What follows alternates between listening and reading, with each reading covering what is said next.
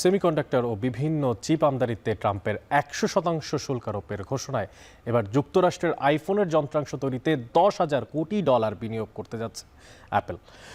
যুক্তরাষ্ট্রে বিনিয়োগ বাড়াতে টেক জায়ান্ট কোম্পানিগুলোর ওপরে বেশ কয়েকদিন ধরেই চাপ দিয়ে আসছিল ট্রাম্প প্রশাসন। বুধবার এক ঘোষণায় অ্যাপল জানায় যুক্তরাষ্ট্রে তাদের কার্যক্রম সম্প্রসারণের জন্য $10,000 কোটি বিনিয়োগ করা হচ্ছে।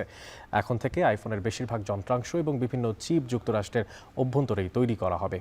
অন্য দেশ থেকে আমদানি কমাতেই এই উদ্যোগ নেয় প্রতিষ্ঠানটি। এর আগে মার্কিন বাণিজ্য অংশীদারদের ওপর ট্রাম্পের আরোপিত শুল্কের কারণে অ্যাপেলের ক্ষতি হয় কোটি কোটি ডলার। যুক্তরাষ্ট্রের অভ্যন্তরে নিজেদের জন্য তৈরি পণ্যের ক্ষেত্রে কোম্পানিগুলোকে বাড়তি কোনো চার্জ দিতে হবে না। নতুন বিনিয়োগের মাধ্যমে মার্কিন ম্যানুফ্যাকচারিং প্রোগ্রাম চালু করা হবে, যার লক্ষ্য অ্যাপেলের সরবরাহ চেইনকে আরও গতিশীল করা। চলতি বছর তারা 19 বিলিয়নেরও বেশি চিপ তৈরির লক্ষ্যমাত্রা দিয়েছে।